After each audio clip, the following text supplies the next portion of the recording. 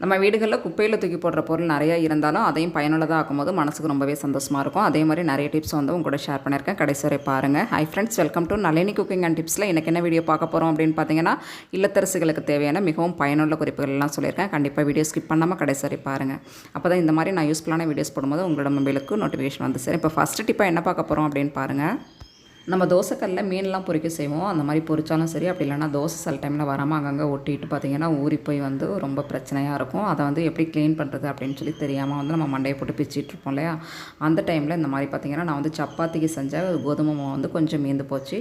அதை வந்து என்ன பண்ணலாம் அப்படின்னு சொல்லிட்டு யோசிக்கும் போது இந்த மாதிரி ஒரு டிப்ஸ் வந்து எனக்கு தோணுச்சு. என்னென்னு பார்த்தீங்கன்னா, அதில் கொஞ்சமாக வந்து நம்ம வந்து சப்பாத்தி மாவு, அதாவது கோதுமை மாவை நல்லா வந்து நம்ம தூவி விட்டுடலாம். தூவி விட்டு ஒரு 2 நிமிஷம் கழித்து ஒரு பழைய நியூஸ் பேப்பர் இருக்கு இல்லையா, அதை வச்சு நல்லா நம்ம தொடச்சி எடுக்கும்போது பார்த்திங்கன்னா தோசைக்கல்ல நல்லா பளபளப்பாக பளிச்சுன்னு இருக்கும். இதுக்காக நம்ம எந்த லிக்விடும் சோப்போ போட்டு நம்ம வந்து தேய்க்கணும் அப்படிங்கிற அவசியமும் கிடையாது. எந்த ஸ்க்ரப்பரும் போட்டு நம்ம தேய்க்கணும் அப்படிங்கிற அவசியமும் கிடையாது. நம்ம ஸ்க்ரப்பர் போட்டு தேய்க்கும் போது மறுபடியும் நம்ம தோசை ஊற்றும் போது பார்த்திங்கன்னா அந்தளவு தோசைக்கல்லில் நான் தோசை வர்றதுக்கான வாய்ப்பே இருக்காது. அதனால் பார்த்திங்கன்னா நம்ம கையாலேயே வந்து நல்லா தேய்ச்சி கழுவும் போது பார்த்திங்கன்னா நல்லா சூப்பராக க்ளீன் ஆகிடும். கண்டிப்பாக உங்கள் வீட்டில் இந்த மாதிரி வந்து பிரச்சனை இருந்து நம்ம ஏதாவது வந்து மீன் பொரிக்கிறோம் அப்படிங்கிற டைமில் அதை வாஷ் பண்ணுறதுக்கு பார்த்திங்கன்னா ரொம்பவே கஷ்டமாக இருக்க மாதிரி இருக்கும். அந்த தோசைக்கல்லை பார்த்தாவே இதை எப்படா வந்து நம்ம வாஷ் பண்ணி முடிப்போம் அப்படின்ற மாதிரி ஒரு ஃபீலாக இருக்கும். அதுக்கு பார்த்திங்கன்னா இது ரொம்பவே யூஸ்ஃபுல்லாக இருக்கும் அப்படின்னு நினைக்கிறேன். கண்டிப்பாக உங்களுக்கு யூஸ்ஃபுல்லாக இருந்துச்சு அப்படின்னு சொன்னால் கண்டிப்பாக நீங்களும் ட்ரை பண்ணி பாருங்கள். ட்ரை பண்ணி பார்த்துட்டு எப்படி இருந்துச்சு அப்படின்னு சொல்லிட்டு கண்டிப்பாக கமெண்ட் பண்ணுங்கள். இப்போ நம்ம சென்டரில் இருக்கிற அந்த ஆயில் எல்லாத்தையும் வந்து நம்ம வந்து கலெக்ட் பண்ணி இந்த நியூஸ் பேப்பரில் எடுத்தாச்சு. இதுக்கப்புறம் பார்த்திங்கன்னா அந்த ஓரத்தில் ஒரு வறுமை மாதிரி இருக்கும் இல்லையா, அதில் வந்து நிறைய அழுக்கு போய் பிடிச்சி போய் பார்த்திங்கன்னா ஒரு மாதிரி வந்து ஒரு லேயரே படிஞ்ச மாதிரி இருக்கும். அதை வந்து பார்த்திங்கன்னா நம்ம வேணாம் அப்படின்னு சொல்லிட்டு தூக்கி போடுற இந்த டேப்லெட் கவரை தான் நான் வந்து எடுத்திருக்கேன். இது பார்த்திங்கன்னா நல்லா கத்தி மாதிரி நல்லா ஷார்ப்பாக இருக்கும். இது வந்து எக்ஸ்பிரி ஆகிடுச்சு. அதனால் பார்த்திங்கன்னா நான் வந்து இந்த மாதிரி வந்து யூஸ் பண்ணிக்கலாம் அப்படின்னு சொல்லிட்டு நான் எடுத்திருக்கேன். நல்லா வந்து அந்த வரும் ஃபுல்லாகவே நம்ம சுரண்டி எடுக்கும் போது பார்த்திங்கன்னா சூப்பராக வந்து க்ளீன் ஆகிடும். அதுக்கப்புறம் தோசைக்கல்லை சும்மா நம்ம கையை வச்சு இந்த மாதிரி தேய்ச்சி கழுவுனாவே நம்ம சோப்பு போட்டு எப்படி வந்து வாஷ் பண்ணுவோமோ அதே மாதிரி பார்த்திங்கன்னா நல்லா சுத்தமாக க்ளீன் ஆகிடும். நீங்களே பாருங்கள் எந்த அளவு வந்து நான் வந்து லைவாக தான் காமிச்சிருக்கேன். இப்போ நான் வீடியோ எதுவும் எந்த இடத்துலையும் நான் ஸ்கிப் பண்ணலை. ஃப்ரெண்ட்ஸ், இந்த வீடியோ பிடிச்சிருந்துச்சின்னு நினச்சிங்கன்னா நம்ம சேனல் நீங்களும் சப்ஸ்கிரைப் பண்ணாமல் பார்த்துட்டீங்கன்னா மறக்காம ஒரு லைக் பண்ணிவிட்டு சப்ஸ்கிரைப் பண்ணிடுங்க. இப்போ நெக்ஸ்ட் டிப்பாக என்ன பார்க்கலாம் அப்படின்னு சொல்லிட்டு பாருங்கள். நான் வந்து இந்த மாதிரி வந்து பாத்திரம் கழுவி கவுக்கிற கூட வந்து அந்த கவுண்டர் டாப்புக்கு மேலே வந்து நான் வந்து கட்டியிருக்கேன். இந்த மாதிரி கட்டும் போது பார்த்திங்கன்னா நம்ம பாத்திரம் வந்து டெய்லி வந்து கழுவி கவுக்க செய்வோம். அந்த மாதிரி கவுக்கும் போது அங்கங்கே வந்து தண்ணி சொட்டிகிட்டே இருக்கும். அந்த மாதிரி சொட்டும் போது பார்த்திங்கன்னா கீழே கவுண்டர் டாப்பே தெரிச்சு போய் ஒரு மாதிரி வந்து பார்க்குறதுக்கே ஒரு மாதிரி அசிங்கமாக இருக்க மாதிரி இருக்கும் இல்லையா? அதுக்காக நான் இந்த மாதிரி மக்கு தான் வாங்கி வந்து மாட்டியிருக்கேன். இந்த மாதிரி மக்கு வாங்கி நம்ம மாட்டும் போது பார்த்திங்கன்னா நம்ம எந்த பொருள் கழுவி கவுக்கும் போதும் பார்த்திங்கன்னா அதில் இருக்கிற தண்ணி எல்லாமே அந்த மக்கில் வந்து கலெக்ட் ஆகிடும். இப்போ நம்ம எடுத்து ஊற்றுறதுக்கு பார்த்திங்கன்னா ரொம்பவே ஈஸியாக இருக்கும். நம்ம கவுண்டர் டாப்பும் பார்த்திங்கன்னா வந்து அந்தளவு தண்ணி சொட்டி அசிங்கமாகிறதுக்கு வேலையே இருக்காது. நீங்கள் நினைக்கலாம் அது கீழே வந்து ஒரு பாத்திரம் கூட நம்ம வச்சுட்டு போயிடலாமே, அதை கூட எடுத்து வந்து வாஷ் பண்ணிக்கலாம் அப்படின்ற மாதிரி. நம்ம கீழே வந்து கவுண்டர் டாப்பு கீழேயே வந்து நம்ம வந்து பாத்திரம் வைக்கும் போதும் பார்த்திங்கன்னா அதை வந்து அப்பப்போ எடுத்து நம்ம வந்து க்ளீன் பண்ணுற மாதிரி இருக்கும். நம்ம இந்த மாதிரி வந்து ஒரு மக்கை வந்து அந்த ஜன்னலில் மாட்டி வைக்கும் போது பார்த்திங்கன்னா ஒரு நாள் ஃபுல்லாகவே அதை கலெக்ட் ஆகி நம்ம வந்து நைட் நம்ம தூங்க போகிற டைமில் அதை எடுத்து நம்ம ஊற்றிட்டு நம்ம படுக்கும்போது பார்த்திங்கன்னா ரொம்பவே ஈஸியாக இருக்கும். கண்டிப்பாக ட்ரை பண்ணி பாருங்கள். எனக்கு ரொம்ப யூஸ்ஃபுல்லாக இருந்துச்சு. ஏன்னா நிறைய வீடுகளில் பார்த்திங்கன்னா கவுண்டர் டாப்புக்கு மேலே கண்டிப்பாக வந்து நம்ம வந்து ஜன்னல் வச்சுருப்போம். அந்த மாதிரி வைக்கும் போது பார்த்திங்கன்னா நம்ம மக்கு மாட்டுறதுக்கு ரொம்பவே ஈஸியாக இருக்கும். கண்டிப்பாக ட்ரை பண்ணி பாருங்கள். இப்போ நெக்ஸ்ட் டிப்பாக என்ன பார்க்க போகிறோம் அப்படின்னு பார்த்தீங்கன்னா, இந்த மாதிரி வந்து கோதுமை மாவு கவர் வந்து நம்ம வந்து யூஸ் பண்ணுவோம். அது வேணாம் அப்படின்னு சொல்லிட்டு நம்ம குப்பையில் தான் தூக்கி வீச செய்வோம். அந்த மாதிரி வீசாமல் இதை எவ்வளோ சூப்பராக நம்ம வந்து பயன்படுத்துகிறோம் அப்படிங்கிறது தான் பார்க்க போகிறோம். இந்த மாதிரி நான் வீடியோவில் எப்படி காமிச்சிருக்கோன்னா அதே மாதிரி பார்த்திங்கன்னா 4 சைடும் வந்து நல்லா கட் பண்ணி எடுத்துக்கோங்க. எடுத்ததுக்கப்புறம் பார்த்திங்கன்னா நம்மளுக்கு வந்து ஒரு ஷீட் மாதிரி பார்த்திங்கன்னா நல்லா சூப்பராக வந்து கிடைக்கும். இந்த ஷீட் பார்த்திங்கன்னா எவ்வளோ சூப்பராக இருக்குது பாருங்கள். இதை வேணாம் அப்படின்னு சொல்லிட்டு நம்ம தூக்கி போடாமல் இதையும் பார்த்திங்கன்னா செம்மையாக நம்ம வந்து ஆர்கனைஸ் பண்ணிக்கலாம்.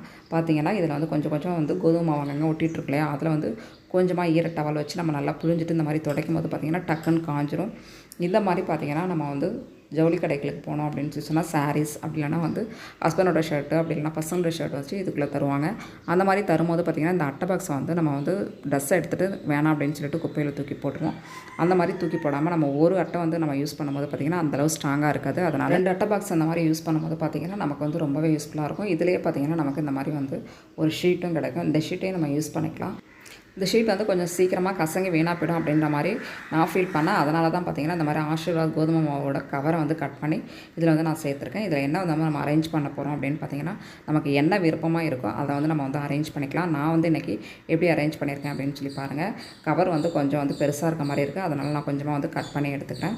நம்ம வந்து எந்த ஷேப்பில் வந்து அந்த பாக்ஸ் இருக்கோ அந்த ஷேப்புக்கு நம்ம கட் பண்ணி எடுக்கும்போது பார்த்திங்கன்னா பார்க்குறதுக்கு அழகாகவும் இருக்கும், நீட்டாகவும் இருக்கும். இந்த மாதிரி வந்து அரேஞ்ச் பண்ணிக்கோங்க. நான் எப்படி வீடியோவில் காமிச்சிருக்கேனோ அதே மாதிரி ரெடி பண்ணி எடுத்துக்கோங்க. இது வந்து ரெடி பண்ணுறது பார்த்திங்கன்னா ரொம்பவே ஈஸியான ஒரு விஷயம். ஏன்னா நம்ம நிறைய வந்து சமையலுக்காக யூஸ் பண்ணுவோம். அப்படி யூஸ் பண்ணும்போது எந்த கவர்னாலும் நம்ம வந்து யூஸ் பண்ணிக்கலாம். நான் வந்து இன்றைக்கி வந்து வெங்காயம் தான் வந்து அரேஞ்ச் பண்ணி காமிச்சிருக்கேன் உங்ககிட்ட. அதுக்கப்புறமா உருளைக்கிழங்கு அரேஞ்ச் பண்ணி காமிச்சிருக்கேன். சில பேர் வீட்டில் பார்த்திங்கன்னா நிறைய பேஸ்கட் இருக்காது. அதனால் பார்த்திங்கன்னா நம்ம இந்த மாதிரி வந்து வேஸ்ட்டாக நம்ம தூக்கி போகிற அட்டை பாக்ஸில் நம்ம இந்த மாதிரி அரேஞ்ச் பண்ணி வச்சுக்கலாம். நான் வந்து இன்றைக்கி வெங்காயமும் உருளைக்கிழங்கும் காமிச்சிருக்கேன். ஆனால் வெங்காயம் உருளைக்கிழங்கு ஒன்றா வைக்கக்கூடாது. அந்த மாதிரி வைக்கும்போது பார்த்திங்கன்னா உருளைக்கிழங்கு வந்து சீக்கிரமாக மொளை விட்டு வந்துடும். அதனால் வந்து வெங்காயத்தை தனியாக உருளைக்கிழங்கு தனியாக தான் வைக்கணும். என்கிட்ட இந்த பொருள் இருந்ததுனால நான் உங்களுக்கு அரேஞ்ச் பண்ணி காமிச்சிருக்கேன். நீங்கள் தக்காளி வெஜிடபிள்ஸ் எது வேணாலும் பார்த்திங்கன்னா இந்த மாதிரி அரேஞ்ச் பண்ணி வச்சுருக்கலாம். அதுக்கப்புறம் பார்த்திங்கன்னா இந்த மாதிரி வந்து நம்ம வந்து கீழே வந்து நல்லா கவர் போட்டு வச்சுருக்கிறதுனால நம்ம வந்து எண்ணெய் ட்ரேவாக கூட இதை வந்து நம்ம யூஸ் பண்ணிக்கலாம். எண்ணெய் ட்ரே வைக்கும்போது பார்த்திங்கன்னா எண்ணெய் வழிஞ்சாலும் நம்ம அப்பப்போ இதை வந்து அந்த கவரில் கொஞ்சமாக சோப் போட்டு வாஷ் பண்ணிவிட்டு நம்ம வைக்கும்போது பார்த்திங்கன்னா சூப்பராக இருக்கும். நிறைய ஸ்பேஸ் இருக்கிறதுனால நிறைய எண்ணெய் பாட்டில் நம்ம வந்து அரேஞ்ச் பண்ணி வச்சுக்கலாம். அப்படி இல்லை அப்படின்னா இந்த மாதிரி வந்து குட்டி குட்டி பாக்ஸ் நம்ம வந்து கிச்சனுக்கு தேவைப்படும் போது நம்ம சமையலுக்காக அடுப்புக்கு பக்கத்துலேயே கூட நம்ம வச்சு பயன்படுத்தும் போது பார்த்திங்கன்னா ரொம்பவே பொருள்லாம் எடுக்கிறதுக்கு ரொம்பவே ஈஸியாக இருக்கும். கண்டிப்பாக ட்ரை பண்ணி பாருங்கள். ஃப்ரெண்ட்ஸ், நம்ம சேனலை நீங்கள் இன்னும் சப்ஸ்கிரைப் பண்ணாமல் பார்த்துருந்தீங்கன்னா ப்ளீஸ் மறக்காமல் லைக் பண்ணிவிட்டு சப்ஸ்கிரைப் பண்ணுங்கள். அப்போ தான் இந்த மாதிரி நான் யூஸ்ஃபுல்லான வீடியோஸ் போடும்போது உங்களோட மொபைலுக்கு நோட்டிஃபிகேஷனாக வந்து சேரும். இப்போ அடுத்த டிப்ஸ் என்னங்கிறத பார்த்துடலாம். நம்ம வீட்டில் வந்து யூஸ் பண்ணாத ஹாட் பாக்ஸ் வந்து நம்ம வச்சுருப்போம். அது பார்த்திங்கன்னா நம்ம யூஸ் பண்ணிவிட்டு ரொம்ப நாள் கழிச்சு பார்த்திங்கன்னா அது அந்தளவு வந்து சூடு தாங்காது. அதை வந்து நம்ம வேணாம் அப்படின்னு சொல்லிட்டு அப்படியே மேலேயே நம்ம போட்டு வச்சுருப்போம். அதை எவ்வளோ சூப்பராக வந்து நம்ம வந்து ரீயூஸ் பண்ணுறோம் அப்படிங்கிற ஒரு சின்ன ஐடியா தான். இந்த ஹாட் பாக்ஸில் வந்து எந்தளவு தண்ணி வந்து நமக்கு கரெக்டாக இருக்குமோ அந்தளவு பார்த்திங்கன்னா நம்ம தண்ணி வந்து நல்லா கொதிக்க வச்சிடலாம். கொதிக்க வச்சதுக்கப்புறமா அந்த ஹாட் பாக்ஸ் உள்ள நம்ம சேர்த்துடலாம். இந்த மாதிரி நல்லா கொதிக்கிற தண்ணியை நம்ம சேர்க்கும் போது பார்த்திங்கன்னா ஹாட் பாக்ஸ் நல்லா வந்து சூடு தாங்கும். நம்ம வந்து அப்படியே ஓப்பன்லேயே விட்டுறணும். உடனே வந்து தண்ணி வந்து கீழே கொட்டிடக்கூடாது. இது அப்படியே நல்லா ஆறட்டும். ஆறினதுக்கு அப்புறமா பார்த்திங்கன்னா நம்ம எந்த பொருள் வைக்கணும் அப்படின்னு சொல்லி விருப்பப்படுறோமோ அந்த பொருளை நல்லா ஒரு காட்டன் கிளாத் வச்சு நல்லா துடைச்சிட்டு கொஞ்சம் நல்லா காய வச்சதுக்கப்புறமா நம்ம பொருளை சாதம் அப்படி இல்லைனா இட்லி தோசை எது வேணாலுமே நம்ம சேர்க்கும் போது பார்த்திங்கன்னா நல்லா சூப்பராக வந்து நல்லா ஹீட் தாங்கும். இதே மாதிரி பார்த்திங்கன்னா மாதத்துக்கு ஒரு டைம் நம்ம வந்து செஞ்சு வைக்கும் போது பார்த்திங்கன்னா சூப்பராக வந்து ஹாட் பாக்ஸ் வந்து நம்ம வந்து ரீயூஸ் பண்ணிக்கலாம். கண்டிப்பாக ட்ரை பண்ணி பாருங்கள். இந்த மாதிரி யூஸ் பண்ண முடியாத ஹாட் பாக்ஸை மேலே போட்டு வச்சுருந்தீங்க அப்படின்னு சொன்னால் ஒரு டைம் எடுத்து இந்த மாதிரி யூஸ் பண்ணி பாருங்கள். ரொம்பவே யூஸ்ஃபுல்லாக இருந்துச்சு எனக்கு. சரி, உங்க கூட ஷேர் பண்ணலாம் அப்படின்னு சொல்லிட்டு ஒரு சின்ன டிப் தான். கண்டிப்பாக ட்ரை பண்ணி பாருங்கள். இப்போ நெக்ஸ்ட் டிப்பை என்ன பார்க்க போகிறோம் அப்படின்னு பார்த்தீங்கன்னா, வழக்கம் போல் அடுப்பு வந்து நம்ம வந்து க்ளீன் பண்ணிடலாம். எங்கள் வீட்டு அடுப்பு பார்த்திங்கன்னா இந்த ஸ்டேஜில் தான் இருக்குது. நேற்று வந்து மீன் குழம்பு வச்சு மீன் பொரிச்சதுனால அங்கங்கே வந்து எண்ணெய் சிந்தி இந்த மாதிரி வந்து ஒரே பிசு பிசுப்பாக இருக்குது இல்லையா. இதை எவ்வளோ சூப்பராக வந்து நம்ம க்ளீன் பண்ணுறோம் அப்படிங்கிற ஒரு சின்ன டிப் தான்.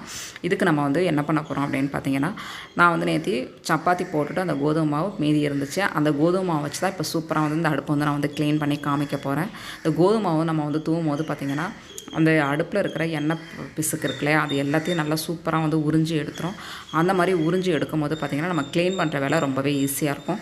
அதுவே நம்ம ஃபஸ்ட்டு வந்து தண்ணியை ஊற்றி க்ளீன் பண்ணும்போது பார்த்திங்கன்னா அங்கங்கே பிசு பிசுப்பாக அந்த தண்ணியே பார்த்திங்கன்னா ஒரு மாதிரி ஆகிடும். அதுக்கப்புறமா நம்ம வந்து வாஷ் பண்ணுறது பார்த்திங்கன்னா ஒரு டைம் வாஷ் பண்ணுற வேலையை பார்த்திங்கன்னா 4-5 டைம் வந்து அதை சுத்தம் பண்ணுற மாதிரி ஆகிடும். வேலை பார்த்திங்கன்னா அப்படியே இழுத்துக்கிட்டே போயிடும். நம்ம கையும் பார்த்திங்கன்னா பிசு பிசுப்பாக ஆகிடும். அதுக்கு பார்த்திங்கன்னா ஒரு சூப்பர் ஐடியா தான் இது.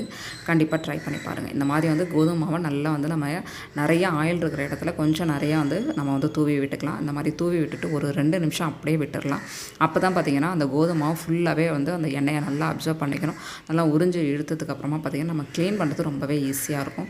அதுக்கப்புறம் என்ன பண்ண போகிறோம் அப்படின்னு பார்த்திங்கன்னா, நம்ம காட்டன் டவல் வச்சு துடைக்கக்கூடாது. அந்த மாதிரி காட்டன் டவல் வச்சு துடைக்கும் போது பார்த்திங்கன்னா அடுத்த டைம் அந்த டவலை யூஸ் பண்ணவே நம்ம முடியாது. இப்போ 2 நிமிஷம் ஆயிடுச்சு ஃப்ரெண்ட்ஸ். இதுக்கப்புறமா வந்து நம்ம வந்து அடுப்பு வந்து சூப்பராக வந்து க்ளீன் பண்ணி எடுத்துக்கலாம்.